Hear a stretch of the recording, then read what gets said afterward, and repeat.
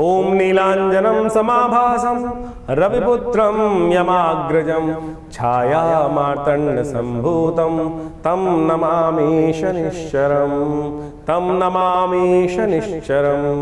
नमस्कार, स्वागत है आपका आचार्यवाणी में। मैं आचार्य डॉक्टर विक्रमादित्य आपके साथ हूँ और आज का विषय है वृषभ राशि वालों के लिए ग्रहों का योगायोग किस प्रकार का रहेगा।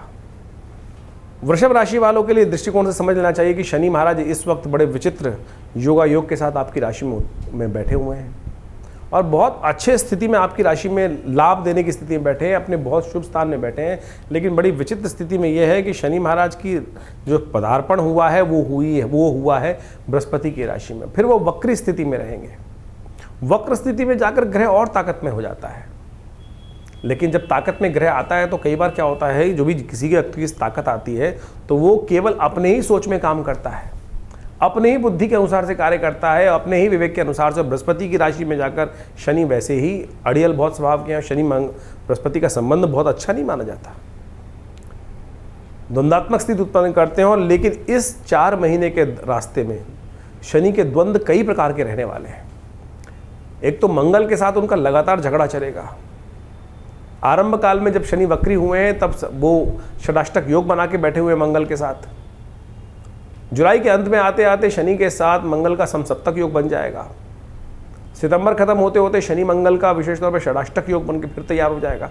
तो ये सारा का सारा दौर कहीं ना कहीं विश्व शांति की तरफ भी जाएगा। और साथ साथ शनि आपकी राशि के दृष्टिकोण से जितना शुभ करना चाहते, वृषभ लग्न में वृषभ राशि में इस वक्त ग्रहों का योगायोग बहुत शुभ होकर बैठा हुआ है। बृहस्पति महाराज जिस दौर से चल रहे हैं वो कहीं ना कहीं अभी अस्त थे, अब उदय होकर लाभ के रास्ते खोलते दिखाई दे रहे हैं। और ये ग्रहों का योगायोग बड़ा एक विशेष योग बनता दिखाई दे रहा है। लेकिन शनि महाराज को अड़ियलपना जो है उसको रोकना पड़ेगा।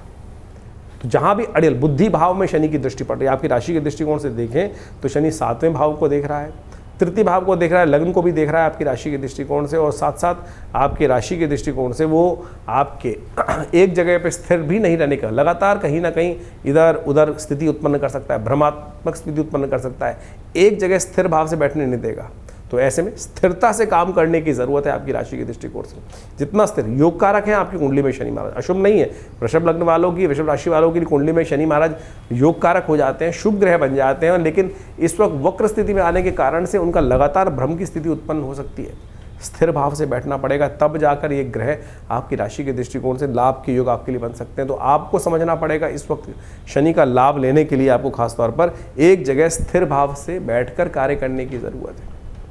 हनुमान जी की सुंदर उपासना करें, क्योंकि शनि मंगल का टकराव लगातार चलेगा। तो हनुमान जी का ध्यान करें, जितना हनुमान जी का पूजन करेंगे उतना अच्छा रहेगा। शनि महाराज बृहस्पति की राशि में ही बैठे हैं, तो ऐसे में कोशिश ये करें लगातार कुछ खास उपाय करने का प्रयास करें। शनि स्तोत्र का पाठ करने का प्रयास करें, वो आपके लिए बहुत अच्छा रहेगा। अभी हम बताएंगे आपको कि शनि स्तोत्र का पाठ किस प्रकार से किया जाए। और साथ साथ ये भी बताएंगे कि बृहस्पति के साथ जब शनि का संबंध होता है तो किस प्रकार से कुछ क्लैश उत्पन्न होने के योग बन जाते हैं। तो ऐसे में एक खास तौर पर उपाय करने का प्रयास करें। भगवान दूध का जितना दान करेंगे उतना अच्छा रहेगा आपकी राशि। केसर युक्त, हल्दी युक्त दूध का सेवन नित्य प्रति करने का प्रयास करें। ये आपके लिए दिव्य उपाय हम बताने का प्रयास करें। आपकी राशि देखिए शुक्र प्रधान राशि है आपकी, और शुक्र प्रधान राशि कई लोग जो है शुक्र को शराब के साथ जोड़ देते हैं, लेकिन शुक्र का वास्तविक संबंध जो है वो गाय के साथ है, समृद्धि के साथ है। और समृद्धि का प्रतीक आज की तारीख में मॉडर्न लोगों ने कहीं और जोड़ दिया है, अय्याशी से जोड़ दिया है। लेकिन शुक्र का वास्तविक समृद्धि जो है वो गौधन से मानी जाती थी प्राचीन काल में। तो आप गाय का दूध नित्य प्रति पीना शुरू करें। यदि ये बृहस्पति के प्रभाव को शुभ करना चाहते हैं, शनि के प्रभाव को इस वक्त नेगेटिव प्रभाव को शुभ करना चाहते हैं, तो नित्य प्रति दूध का सेवन आपके लिए होना चाहिए, दूध का दान आपके द्वारा होना चाहिए। ये आपकी राशि के दृष्टिकोण से बहुत अद्भुत लाभ देने के योग दे सकता है। हम समस्या क्या कर रहे हैं, हम केवल कुछ खास उपाय करने बैठ जाते हैं, नग पहन लिया, ये कर लिया, वो कर लिया, कुछ और। तो जितना आप हनुमान चालीसा का पाठ, सुंदरकांड का पाठ करोगे, ये सब चीज़ करोगे, तो शनि का प्रभाव नेगेटिव की जगह पॉजिटिव आपके लिए होने के योग बनाएगा। बृहस्पति के साथ शनि का संबंध क्या है वो भी जानेंगे। तो शनि का ये विचित्र प्रभाव जो आपकी राशि के दृष्टिकोण से पड़ रहा है, इसका मूल कारण आपको समझना चाहिए कि शनि का कारण क्या है। शनि महाराज जो है इस वक्त बृहस्पति की राशि में चल रहे हैं, और बृहस्पति और शनि जो आपस में हैं वो बहुत अच्छा मधुर संबंध माना नहीं जाता। शनि जो है वो आत्मकारक है, बृहस्पति ज्ञान के प्रतीक हैं। एक बात समझे, दोनों आध्यात्मिक हैं। शनि विशेष तौर पे ज्योतिष के दृष्टिकोण से अंतःकरण के मालिक बोले जाते हैं, अंतःकरण के स्वामी बोले जाते हैं, और वो दंडाधिकारी भी बोले जाते हैं। तो शनि का जो विचित्र प्रभाव जो है, लेकिन उनका जो स्वभाव है, जो चरित्र है, वो बड़ा विचित्र माना जाता है, उसको अच्छे समझना चाहिए। वो बृहस्पति के साथ बिल्कुल नहीं मिलता। बृहस्पति के साथ जो है उनका कई बार विचित्र प्रकार का द्वंद्व शास्त्र में वर्णित किया गया है। और एक बात समझें, शनि में दशाओं के अंतर्गत ज्योतिष के दृष्टिकोण से एक सिद्धांत बताया गया है कि बृहस्पति की दशा चल रही हो उसमें शनि का अंतर आ जाए, या शनि की दशा चल रही हो उसमें बृहस्पति का अंतर आ जाए, तो कभी भी शुभ नहीं जाता है। हमेशा दुष्प्रभाव उसको उत्पन्न करने वाले ये समय माने जाते हैं। तो इस प्रकार से इसी दृष्टिकोण से समझा जाए तो उसका पीछे मूल कारण भी है। ज्योतिष के दृष्टिकोण से आध्यात्मिक जगत में एक कथा चलती है कि एक बार शनि महाराज जो हैं वो बृहस्पति के साथ मिलकर कुछ द्वंद्वात्मक स्थिति में महाराज विक्रमादित्य के राज्य में उपस्थित हुए। कहा जाता है महाराज विक्रमादित्य का न्याय के दृष्टिकोण से बड़ा वर्चस्व था। शनि स्वयं दंडाधिकारी माने जाते हैं, और उनका जो सब प्रभाव है कि दंडाधिकारी के रूप में कर्म के अनुसार से कर्म फलदाता माने जाते हैं। तो उनको अहंकार भी था, स्वाभिमान अहंकार था इस बात का कि मुझसे बड़ा कौन न्याय अधिकारी होगा, न्याय के अनुसार से न्याय करने वाला होगा। लेकिन महाराज विक्रमादित्य का जब वर्चस्व पूरे संसार में था, जिनके नाम से ज्योतिष के दृष्टिकोण से संवत चलता है, यानी जो संवत का इतना महानता उनके बारे में बताई जाती है शास्त्र के दृष्टिकोण से, तो ज्योतिष जगत के अंदर, अध्यात्म जगत के अंदर ये कथा बड़ी प्रचलित है कि महाराज विक्रमादित्य के दरबार में, उनके राज्य में शनि और बृहस्पति दोनों एक बार उनकी परीक्षा लेने पहुंचे थे। महाराज को पता चला कि शनि और बृहस्पति दोनों के दोनों उपस्थित हुए हैं वहाँ पर। तो बृहस्पति महाराज देवगुरु माने जाते हैं, और कहा जाता है कि न्याय अधिकारी जो हो, दंडाधिकारी जो हो, वो किसी के वर्चस्व में नहीं आना चाहिए, किसी के दबाव में नहीं आना चाहिए। तो कहा जाता है कि शनि महाराज ने उनकी परीक्षा लेने के लिए अनेक प्रकार से उनको त्रास देकर डराने का प्रयास किया, और यहाँ तक कहा जाता है कि जब महाराज विक्रमादित्य ने उस न्याय के जब व्यवस्था के अंदर उपस्थित हुए तो बृहस्पति जी के से विमुख नहीं, बृहस्पति जी के तरफ वो न्याय का जो था व्यवस्था न्याय दिया, यानी शनि महाराज को गलत ठहरा दिया। शनि महाराज ने वहाँ उस वक्त कहा, भय दिखाने का प्रयास किया। आमतौर पर जब किसी दंडाधिकारी के समक्ष उपस्थित होते हैं, जो व्यक्ति जिस प्रकार से कहता है कि महाराज बाद में देख लूँगा, और जो न्यायाधिकारी होता है उसको किसी प्रकार से अपना इन्फ्लुएंस उपस्थित करने का प्रयास किया जाता है, तो शनि महाराज ने भी यही किया कि महाराज आज तो आपने मेरे खिलाफ अपना न्याय दिया है, लेकिन जब मेरा समय आएगा ना, तब आपकी परीक्षा होगी, और तब आप देखना कि क्या स्थिति उत्पन्न होती है। तो महाराज विक्रमादित्य के राज ज्योतिषियों ने बताया कुछ वर्ष बाद कि महाराज आपके ऊपर शनि का ये दुष्प्रभाव समय उपस्थित होने वाला है। और कहा जाता है कि राजा के ऊपर इस प्रकार का दुष्प्रभाव शनि का उपस्थित हो, और आपने तो शनि महाराज आपको जिस प्रकार से चेतावनी देकर गए थे, तो ये समय बहुत भयावह रहेगा आपको, और आपके ऊपर आएगा तो पूरे राज्य के ऊपर आएगा। तो कहा जाता है कि महाराज विक्रमादित्य ने उस समय कहा कि मैं कुछ दिन के लिए संन्यास ले लेता हूँ, राज्य से चला जाता हूँ। कहा जाता है महाराज विक्रमादित्य अपने राज्य को कुछ दिन हटकर वहाँ से संन्यास की तरफ भ्रमण में निकल गए, और अपने साथ कुछ काशापण ले गए थे। कहा जाता है काशापण ले जाते हुए कहीं एक जगह शनि महाराज की ऐसी बुरी स्थिति हुई, शनि ने अपना इतना दुष्प्रभाव उनके ऊपर दिखाया कि महाराज विक्रमादित्य को बर्तन मांजने पड़े एक जगह। कहा जाता है कि जब एक जगह कहीं छोले खा रहे थे, चने खाने के लिए कुछ पैसे, उसको कहा कि भैया ये पैसे रख देता हूँ, वो काशापण स्वर्ण के काशापण थे, वो कोयले के बन गए। और जब उस छोले वाले ने, दुकानदार में हाट वाले ने देखा कि अरे ये काशापण जो इन्होंने रखे थे कहाँ है काशापण, ये तो कोयले हैं, तब उसे बर्तन, महाराज विक्रमादित्य से बर्तन तक मंजवा दिए। लेकिन वो विक्रमादित्य महाराज तटस्थ, बिल्कुल हिल के डिल नहीं हुए कि जो है भाग्य में वो जिस प्रकार से रहेगा। तो बाद में कहा जाता है शनि महाराज ने आके उनको वरदान भी दिया कि आपकी परीक्षा हमने ली और आप उस परीक्षा में उत्तीर्ण हुए। तो ये प्रभाव कई प्रकार से है, यानी शनि और बृहस्पति का जो द्वंद्व है वो जगत प्रचलित है। और इस वक्त शनि महाराज बृहस्पति की राशि में ही चल रहे हैं, और बृहस्पति की राशि में चलते हुए शनि महाराज का प्रभाव, जैसा हमने आपको बताया आपकी राशि के दृष्टिकोण से होने वाला है, उसको अच्छे से समझ लीजिएगा। उसके उपाय जो बता रहे हैं वो कर लीजिएगा, जो उपाय बताए हैं उनको अच्छे से समझ लीजिएगा। शनि के संबंध में अनेक उपाय शास्त्र में वर्णित है। कहा जाता है ना, शनि को मनाए सदा सुख पाए। शास्त्र के दृष्टिकोण से आप समझ लें, शनि को मनाने के लिए शास्त्र में अनेक उपाय वर्णित हैं। जितना हो सके शनि को मनाने का प्रयास करना चाहिए, और शनि को मनाते रहेंगे तो जीवन में सुख पाते रहेंगे। शनि विशेष तौर पर जो प्रसन्न होते हैं आपके कर्म से ही प्रसन्न होते हैं।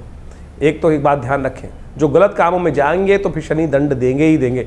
शनि दंड नहीं देते हैं, आपके कर्म ही आपको दंड देते हैं। इस बात को हमको भाव समझ लेना चाहिए। अब वो दंड या तो आप सह लें या फिर उसको पश्चाताप के तौर पर अनेक शास्त्र में जो तप के रूप बताए गए वो तप करें। मंत्र जप भी एक तप है। तो शनि स्तोत्र का नित्यप्रति पाठ करना एक अद्भुत कहा जाता है। महाराज दशरथ के संबंध में बड़ी अद्भुत कथा शास्त्र में वर्णित है। जो दशरथ जी शनि महाराज के समक्ष से निकल रहे थे देवासुर संग्राम से पहले, और रास्ते में शनि के दर्शन हुए। महाराज विक्रमादित्य ने कहा कि महाराज दशरथ ने कहा कि अगर ये शनि के दर्शन के किए बगैर निकल जाऊँ, सामने पड़ रहे, उनकी दृष्टि पड़ रही है, तो फिर मैं दोष का भागी होऊंगा। तो इसलिए उन्होंने शनि को प्रणाम किया वहाँ पर। और शनि का एक दिव्य पद्म पुराण के अंदर वो दशरथ के शनि स्तोत्र आता है, उसका वहाँ वर्णन मिलता है शास्त्र के दृष्टिकोण से। और कहा जाता है जो दशरथ कृत स्तोत्र का पाठ नित्यपति करते हैं, चाहे एक बार कर लें, शनि कभी भी उन पर अपना दुष्प्रभाव नहीं दिखाएंगे। वो दशरथ कृत स्तोत्र आप अच्छे से समझ लीजिए, एक बार नित्यपति भी पाठ कर लेंगे ना आप, तो शनि के अकाट्य प्रयोग के अंदर आता है। आज हम यहाँ पर इस कार्यक्रम में आपके समक्ष वो अकाट्य प्रयोग उपस्थित करने वाले हैं कि जो हींग लगे ना फिटकरे रंग चौका हो। आज की समाज में जो शनि को मनाने के लिए लाखों करोड़ों रुपए लोग खर्च करने, हजारों लोग खर्च करने की बात करते रहते हैं, अनेक प्रकार से ऐसे लोग हैं कि जो 100 टीन चढ़ा दो शनि महाराज पर। अरे शनि महाराज की मूर्ति कहाँ शास्त्र में वर्णित है? शनि का विशेष तौर पर जो वर्णन जो मिलता है वो तो सीधा साधा वर्णन मिलता है कि शनि मंत्र जप करो। लेकिन आज लोग शनि की बड़ी से बड़ी मूर्ति स्थापित कर रहे हैं, शनि को बड़ा कर रहे हैं। इस कलयुग में यही समस्या है। भगवान बड़े नहीं कर रहे हैं, शनि के प्रताप को बड़ा करने के लिए बड़ी से बड़ी मूर्ति लगाए चले जा रहे हैं। कहाँ शास्त्र में? तो आप समझें, ये जो तथाकथित तौर पर आज की तारीख में जो एक हाट बना दिया है लोगों ने, उसको शास्त्र में सीधा साधा प्रयोग वर्णित है। धन खर्च करने से कोई ग्रह आपके ऊपर प्रसन्न नहीं होने वाला। सदकर्म करने से, तप करने से ही ग्रहों की जो अनिष्ट जो प्रभाव है वो आपके लिए शुभता की तरफ परिवर्तित होगा। तो शनि का दशरथ कृत स्तोत्र अद्भुत स्तोत्र है। शनि महाराज का स्वयं आशीर्वाद है दशरथ जी को दिया कि जो इस स्तोत्र का नित्यप्रति पाठ करेगा, एक बार भी पाठ करेगा, उसको शनि जीवन में कभी त्रास नहीं देगा। शनि स्तोत्र इस प्रकार से पद्म पुराण में कहा गया है। ओम नमः कृष्णाय नीलाय शितिकंठ निभाय च, नमः कालाग्निरूपाय कृतांताय च वै नमः। नमो निर्मांसदेहाय दीर्घशंशुजटाय च, नमो विशालनेत्राय शुष्कोदरभयाकृते, नमः पुष्कलगात्राय स्थूलरोमणे अथ वै नमः। नमो दीर्घाय शुष्काय कालं द्रष्ट नमोस्तुते, नमस्ते कोडराक्षाय दुर्निरीक्षाय वै नमः। नमो घोराय रौद्राय भीषणाय कपालिने, नमस्ते सर्वभक्षाय बलिमुख नमोस्तुते। सूर्यपुत्र नमस्तेस्तु भास्करे भयदाय च, अधो दृष्टे नमस्तेस्तु संवर्तक नमोस्तुते। नमो मंदगते तुभ्यं नृस्तंशाय नमोस्तुते। तपसा दग्धदेहाय नित्यं योगरताय च, नमो नित्यं क्षुधार्ताय अतृप्ताय च वै नमः। ज्ञानचक्षु नमस्तेस्तु कश्यपात्मजसूनवे, तुष्टो ददासि वै राज्यं रुष्टो हरसि तत्क्षणात्। देवासुरमनुष्याश्च सिद्धिविद्याधरोरगा, त्वया विलोकिता सर्वे नाशं यान्ति समूलता। प्रसादा कुरु मे देववराहोऽहम् उपागता, एवं मस्तदा सौरिग्रहराजो महाबला। ये पद्म पुराण के अंदर वर्णित दिव्य शनि स्तोत्र है। इसका यदि एक बार भी पाठ नित्यप्रति श्रवण भी कर लेंगे ना, तो शनि का कैसा दुष्प्रभाव, शनि की कैसी ढैया, शनि का कैसी साढ़े साती, शनि की कैसी अशुभ दशा, वो सब के सब शुभ होने की तरफ चली जाएगी। ये अद्भुत प्रयोग है, शास्त्र में वर्णित है। इसको जितना भी रूप में हम करने का प्रयास करें तो ये 4 महीने विशेष तौर पर अवश्य इनका पाठ करने का प्रयास करें। शनि के दिव्य स्तोत्र के पाठ करने से आपके जो अनिष्ट शनि का जो दुष्प्रभाव है वो जीवन में किसी प्रकार भी नहीं होगा। देखिए इस प्रकार समझें इसको कि बारिश हो रही है, बारिश हो रही है, बारिश को कोई नहीं रोक सकता, लेकिन आप छाता ले सकते हैं, आप अपनी गाड़ी बढ़िया बना सकते हैं, उसके अंदर बैठ सकते हैं। ये आपका कर्म है कि जिसने कर्म किया छाता लेने का, वो छाता ले लिया, सीधा आपके सिर पे पानी नहीं पड़ा। जिसने बढ़िया गाड़ी मेहनत करी और कर्म अच्छा किया, गाड़ी ले ली, और अच्छा कर्म किया तो बहुत बढ़िया और व्यवस्था बना ली। तो यानी बारिश तो हो रही है संसार में, लेकिन हम अपनी रक्षा कर सकते हैं। तो ये सिद्धांत आप समझें कि हम अपनी रक्षा करने के लिए बहुत सारे प्रयोग कर सकते हैं। लेकिन आज लगे हैं लोग अंगूठियां खरीदने में, एक के बाद एक नीलम, इतना नीलम कहाँ निकल रहा है भैया? नीलम बिल्कुल चमत्कारी है, कोई दिक्कत नहीं है, नीलम का प्रभाव अद्भुत है, लेकिन क्या इतना नीलम संसार में निकल रहा है कि जितना बाजार में बिक रहा है? हम पत्थर का विरोध नहीं कर रहे हैं, पत्थर रत्न शास्त्र में वर्णित है और बिल्कुल अद्भुत रूप से चमत्कारिक चीजें उपस्थित करते हैं, लेकिन क्या इतना नीलम बिक रहा है? नीलम की पहचान शास्त्र में जो बताई गई है कि आप उसको दूध मिले जल में डाल दीजिए, दूध अलग कर देगा, जहर अलग कर देगा, तो जहर को भी अलग कर सकता है, यानी इतना ज़्यादा वर्ण उसका प्रभाव हो जाता है।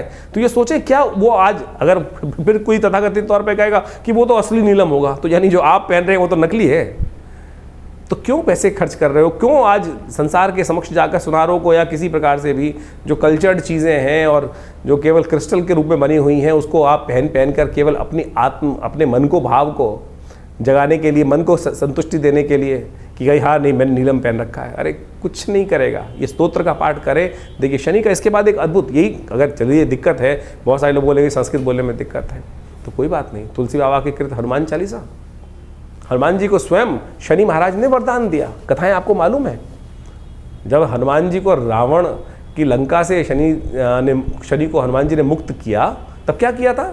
शनि ने वरदान दिया था हनुमान जी को, जो आपके भक्त रहेंगे तो उन पर कोई कष्ट नहीं दूंगा। तो हनुमान जी को चोला चढ़ा दो। हनुमान जी को हर शनिवार को जाकर हनुमान जी के मंदिर में सिंदूर में चमेली का तेल मिलाया और पीपल के पत्तों की माला लेकर हनुमान जी को पहना दी, एक दिया वहाँ जला दिया, हनुमान चालीसा का पाठ कर लिया, हनुमान जी के मंत्र का जप कर लिया। हनुमान तो चालीसा तो स्वयं सापर मंत्र है, सिद्ध मंत्र है, जो 7 बार पाठ। अब समस्या क्या है कि कैसे पाठ कर कल्याण करेगा? हनुमान जी ने कहा जय जय जय हनुमान गुरुदेव कृपा करो गुरुदेव की नहीं, जय जय जय हनुमान गोसाई कृपा करो गुरुदेव की नहीं। तो अगली लाइन में क्या बोला गया? जो 7 बार पाठ पढ़ जोई छूटे बंद महासु कोई। तो करो ना, सीधा सिद्धांत बताया गया है, तो क्यों नहीं होगा कष्ट निवारण का? लेकिन हम करना नहीं चाहते, हम आलसी हो गए, इस कारण से हमारी समस्याएं जीवन में चलती रहती हैं। तो इसलिए कोशिश ये करें इन समस्त चीज़ों को करने का प्रयास करें। शनि का मंत्र है दिव्य मंत्र, शास्त्रोक्त मंत्र है, तंत्रोक्त जो मंत्र बताया गया है, ओम प्रांग प्रींग प्रोंग से शनिश्चराय नमः, इसका मंत्र का जप कर लो। इसी तरह से पाठ है, कोई दिक्कत नहीं है। हमने आश्रम में, विवेकानंद योगाश्रम में व्यवस्था बनाई है कि हर रविवार को सुबह 8 से 10 बजे तक जो यज्ञ चलता है, भंडारा होता है, उसके बाद उसमें व्यवस्था है कि आप आइए, उस यज्ञ में बैठिए और कोई चार्जेस नहीं है, कोई चार्ज नहीं लिए जाते। आप आएंगे, बैठेंगे, यज्ञ करेंगे। बहुत सारे लोग अपने नाम से भी कराते हैं, सब चीज़ करते हैं। शनि स्तोत्र का यज्ञ कराते हैं, नवग्रहों के मंत्रों का यज्ञ कराते हैं, समस्त मंत्र, वैदिक मंत्र बहुत सारे हैं, उन सब की व्यवस्था आश्रम पे समय समय पर चलती रहती है। तो आप बिल्कुल इस बात का भाव का ध्यान रखिए। ये मंत्र जो आज हमने रास्ते बताए हैं आपको, ये अद्भुत रूप से इनका प्रयोग करने का प्रयास कीजिए और बिल्कुल देखिएगा शनि का नेगेटिव प्रभाव बिल्कुल। लेकिन हाँ, अगर रास्ता ही आपने गलत पकड़ लिया, कई बार आप समझे, अगर आप किसी को बुखार है, पैरासीटामोल देनी है किसी को, लेकिन पैरासीटामोल की जगह कोई आपको प्लेन वाइट पिल दवाई सफ़ेद गोली बना के दे दे और फिर कहे कि भैया पैरासीटामोल बुखार नहीं उतार रही, क्रोसिन बुखार नहीं उतार रही, तो किसकी गलती होगी? कि आपने चेक किया नहीं किया कंपनी की दवाई असली थी कि नहीं थी, उसमें वो सॉल्ट था कि नहीं था। तो जो आपने नग पहन रखा है या कुछ और आपने जो उपाय कर रखे हैं, क्या वो शास्त्र विधि के अनुसार से ठीक भी हैं, सही पद्धति से बनाए गए हैं?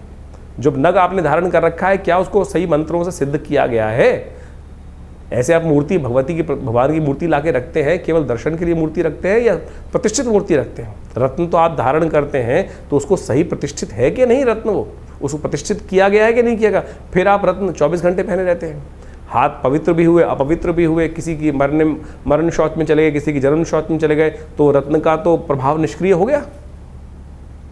इसी प्रकार से यंत्र भी बहुत अद्भुत रूप से काम करते हैं। जो शनि के यंत्र बने होते हैं, उनको मंत्र से सिद्ध कराकर यदि धारण कर लिया जाए, रख लिया जाए घर में या दुकान पर, तब भी वो अद्भुत रूप से कार्य करते हैं। तो पद्धतियां अनेक हैं, लेकिन सही रूप से आज उनका प्रयोग किया जाए। आज बाजार में जिस प्रकार से पूरा का पूरा एक गिमिक सिस्टम चल रहा है, 4 लोगों को बैठा दिया जाता है कि मैं बड़े इसको मैंने धारण किया और इससे मेरी किस्मत जाग गई, ये जाग गई, वो जाग गई। अरे शास्त्र में वर्णित है जो तरीका, उसको करने का प्रयास करें। शास्त्र में भगवान के द्वारा विदित जो चीज़ें हैं, गुरुओं के द्वारा जो विदित चीज़ें हैं, उनको समझने का प्रयास करें। टीवी पर आके तो लोग पता नहीं किस किस प्रकार से, किस कारण से, कौन से पैसे लेकर क्या बोल देते हैं, वो हम सबको समझ में आना चाहिए। फिर हम लगते हैं गाली देने के लिए, मेरे कुछ ग्रहों का निवारण नहीं हुआ, प्रभाव निवारण नहीं हुआ। तो आप सबसे पहले समझे तो सही। और दूसरी बात, एक बात और, ये जो हम प्रभाव ज्योतिष के दृष्टिकोण से यहाँ बता रहे हैं, वो तो गोचर का प्रभाव बता रहे हैं। अब हमको नहीं पता कि आपकी जन्मपत्री में ग्रहों की दशा किस प्रकार की है। अंतर व्यवस्था ग्रहों की किस प्रकार से, ग्रह ताकत में है कि नहीं है, ये तो गोचर का प्रभाव हमने आपके समक्ष बताया, अच्छा या खराब। कई लोग राशि को बहुत अच्छा प्रभाव बताया जाता है, कई लोग कहते हैं कि वो प्रभाव नहीं हो रहा। तो भैया तुम्हारी जन्मपत्री में क्या समस्याएं चल रही हैं वो देखना पड़ेगा, कौन सी अंतर्दशाएं चल रही हैं वो देखना पड़ेगा। बहुत सारी सीधे हैं, सिद्धांत हैं, लेकिन ज्योतिष बिल्कुल सत्य है। हमें भी आश्चर्य होता है कई बार कि किस प्रकार से ये प्रभाव ज्योतिष की शास्त्र में वर्णित जो ग्रहों का योग लिखा है कैसे फलीभूत हो जाता है हजारों जन्मपत्रियों के ऊपर। लेकिन होता है साहब, बिल्कुल होता है, अनेक बार, हजारों बार देखने को मिलता है और बिल्कुल वो समक्ष आता है, तो बहुत बढ़िया तरीके से देखा जाता है। तो आप सब इस ज्योतिष के प्रभाव को समझते हुए उन गणनाओं को सही से रूप समझ के अपने जीवन में लाभ लेने के लिए ज्योतिष विज्ञान को स्थान दें, उस पर विश्वास करें। और व्यर्थ वार्तालाप करने वाले हजारों मिलेंगे, लाखों मिलेंगे, कमेंट करने वाले, मजाक उड़ाने वाले बहुत सारे लोग मिलेंगे। तो उनके लिए एक ही वाक्य है, हाथी चलत बाजार में कुत्ता भौंक हजार, साधुन को दुर्भाव नहीं जो निंदे संसार।